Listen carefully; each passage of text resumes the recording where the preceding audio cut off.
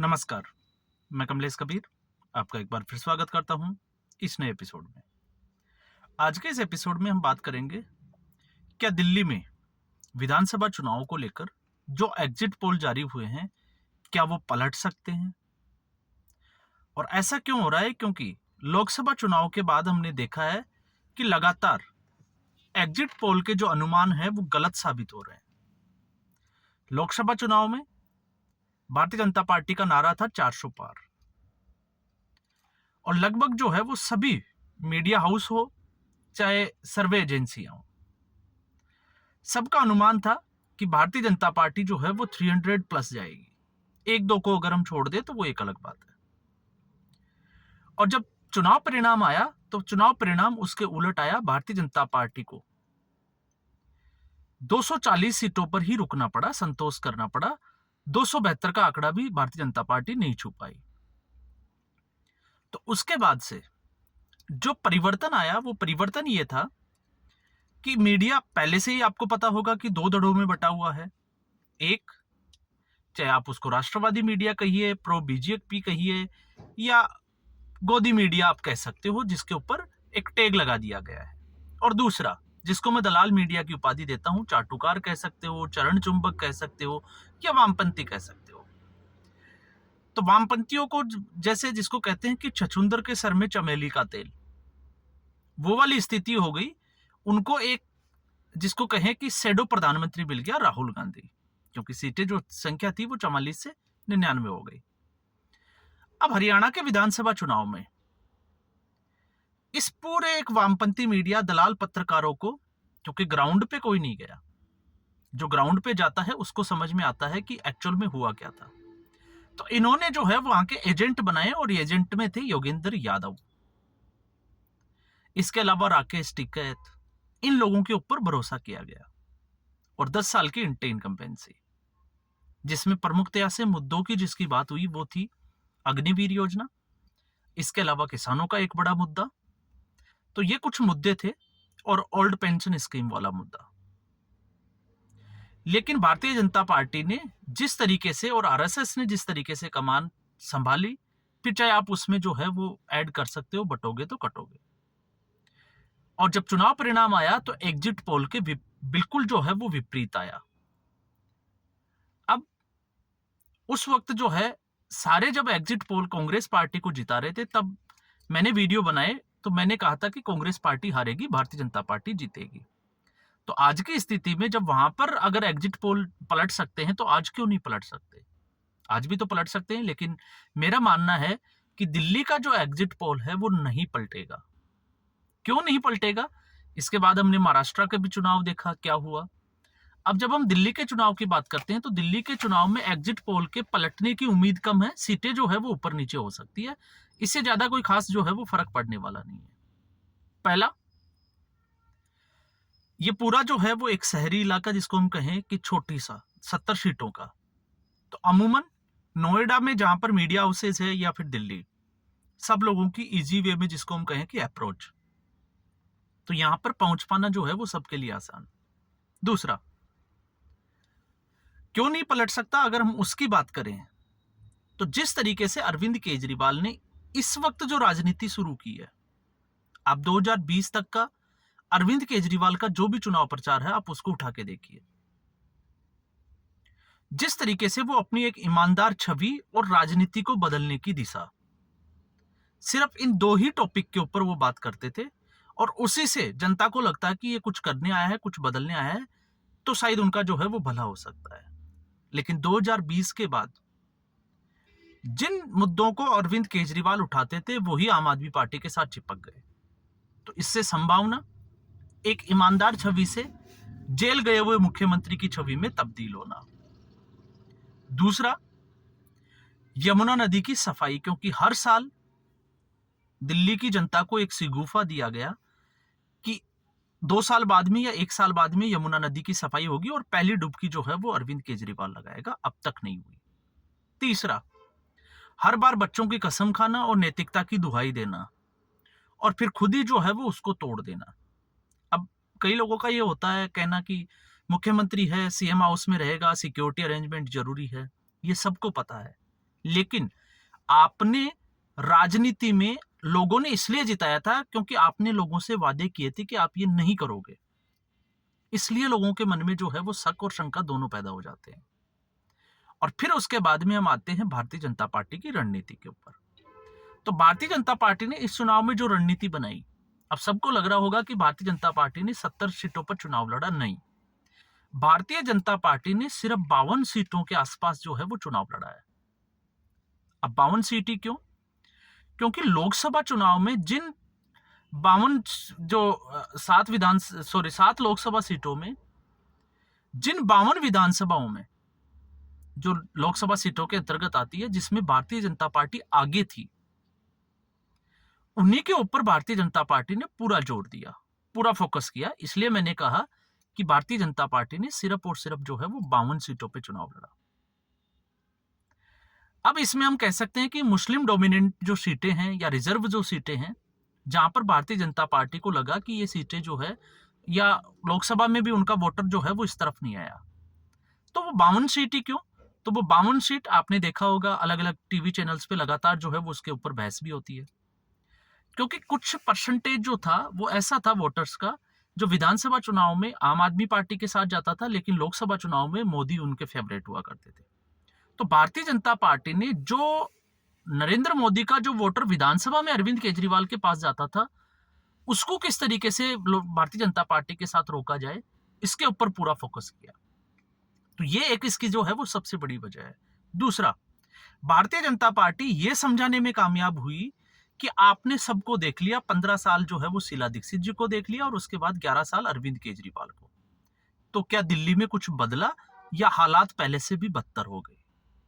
अब ऐसी स्थिति में जब लोग कंपेयर करते हैं, तुलनात्मक दृष्टि से देखते हैं, तो शीला दीक्षित से भी ज्यादा स्थिति खराब हो गई दिल्ली की वर्तमान स्थिति की अगर हम बात करें।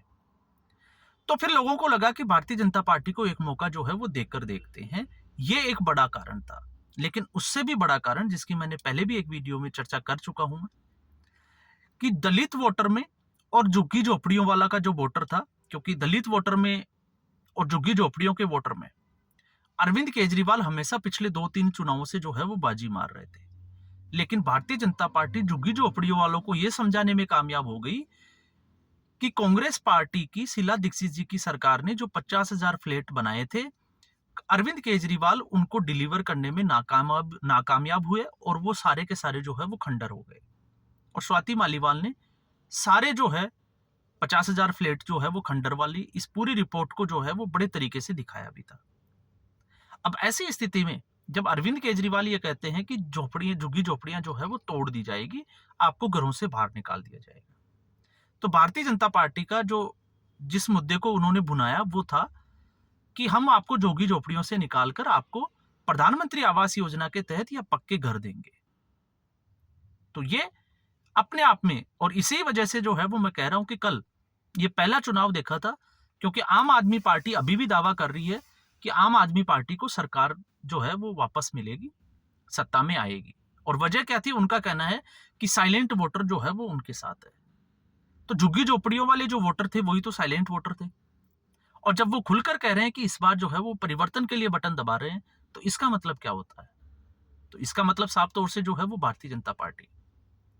तो इसके अलावा अगर हम देखें तो जिस तरीके से अरविंद केजरीवाल ने शराब के जो ठेके खोले, वो अपने आप में जो है वो उसके शिक्षा का मॉडल हो चाहे स्वास्थ्य मॉडल की जो वो बात कर रहे थे, उसके ऊपर हावी होने में सबसे ज्यादा, और उसी पॉलिसी में जो है वो घोटाला होना, ये भी एक जो है वो बड़ा कारण माना जाएगा।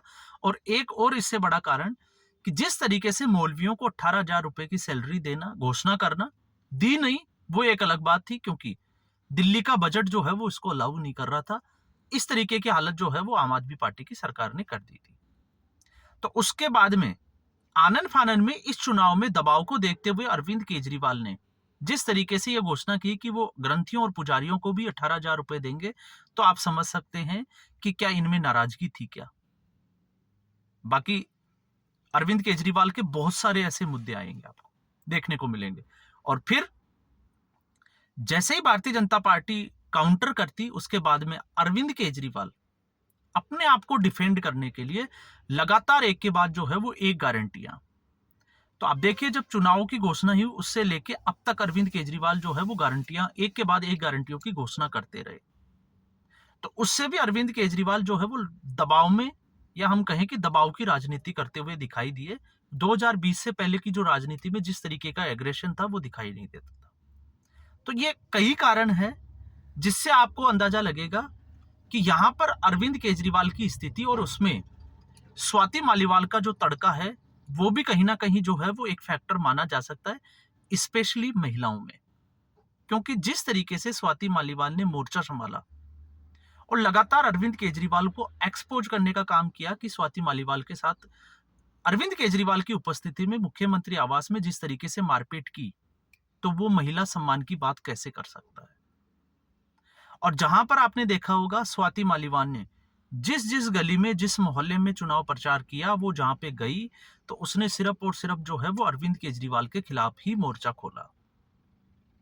तो इस वजह से और जिस तरीके से चुनाव का जो ट्रेंड रहा आखिरी के 5 दिन में, उसमें सबसे बड़ा जो कारण रहा वो ये भी माना जा सकता है कि भारतीय जनता पार्टी ने मिडिल क्लास को जिस तरीके से 12 लाख रुपए का जो टैक्स में छूट दी, इनकम टैक्स में, उससे कहीं ना कहीं जो है वो मिडिल क्लास को एक मैसेज गया और मिडिल क्लास जो है वो भारतीय जनता पार्टी के साथ नजर आई। लेकिन इसमें एक चीज मैं और ऐड करूंगा, जब हम बात करते हैं अरविंद केजरीवाल की नई दिल्ली की सीट की, तो नई दिल्ली की सीट में या तो झुग्गी वाले जो है वो उनके वोटर्स है, जिसमें हमने बात की थी कि धोबी समाज के जो है वो लगभग 15,000 वोटर है और वाल्मीकि समाज के 20,000 वोटर के आसपास है। तो वाल्मीकि समाज जो है वो भारतीय जनता पार्टी के साथ खड़ा दिखाई देता है और आम आदमी पार्टी के साथ जो है वो धोबी समाज, क्योंकि धोबी कल्याण बोर्ड का गठन किया था आम आदमी पार्टी ने। अब आता है कर्मचारी, क्योंकि उस सीट पर सबसे ज्यादा जो है वो सरकारी कर्मचारी भी है। तो सरकारी कर्मचारियों को जिस तरीके से 8th पे कमीशन लागू किया केंद्र सरकार ने, तो उसके बाद में 12 लाख की जो इनकम का जो टैक्स था वो फ्री और साथ में जो है वो 8th पे कमीशन, तो कहीं ना कहीं जो है वो ये भी काम कर गया।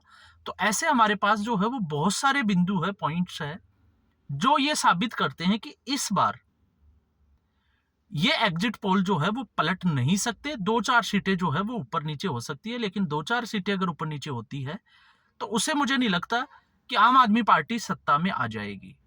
फिर इसके अलावा जो है वो आरएसएस और बहुत सारी चीजें जो है वो बाकी अलग है। तो इससे आप समझ गए होंगे कि संभावनाएं जो है वो कम क्यों है। हालांकि अभी भी जो है वामपंथी मीडिया, क्योंकि रवीश कुमार जैसे लोग जो है वो बिल्कुल साइलेंट है, वो किसी भी मुद्दे पर अभी बात नहीं करना चाहते। क्यों नहीं करना चाहते आप समझ सकते हो उनकी पीड़ा। कुछ एक लोग जो है वो खेल की बात कर रहे हैं, एग्जिट पोल में जो है वो धोखाधड़ी का खेला होने की बात कर रहे हैं और तमाम तरह के जो है वो आरोप लगा रहे हैं। लेकिन अब कल का दिन 7 तारीख और फिर 8 तारीख को वो 8 बजे जो है वो नहा धो के आराम से ब्रेकफास्ट करके बैठेंगे, 9 या 9:30 बजे तक वो डिस्कस भी करेंगे और 10 बजे बाद में उनके जो पेड जो पत्रकार हैं, जो इनके नीचे लोग काम करते हैं, वही उनके यूट्यूब चैनल को संभालेंगे। वो लोग जो है वो धीरे धीरे उठ के गायब हो जाएंगे। अब किस कोने में जाकर वो रोएंगे मैं नहीं कह सकता, लेकिन उनका जो विलाप शुरू होगा आपको, जिसको हम कहें कि पब्लिक डोमेन में, वो शुरू होगा शाम को 4 बजे के बाद में। अब वो किस किस के खिलाफ होगा, कैसे कैसे होगा, वो आप समझ सकते हैं, क्योंकि उनका ट्रेंड जो है वो पलटता नहीं है। वो अपने उस ट्रेंड पे जो है वो कायम रहते हैं, जिस पैटर्न पे वो काम कर रहे हैं। किस तरीके से उनको आरोप लगाना है वो पहले से तय है और मुझे लगता है कि आप और मुझे भी जो है वो पता है कि वो क्या आरोप लगाने वाले हैं। तो आज के एपिसोड में बस इतना ही। उम्मीद करूंगा वीडियो एपिसोड आपको पसंद आया होगा। वीडियो को लाइक करें, शेयर करें, चैनल जरूर सब्सक्राइब करें। धन्यवाद।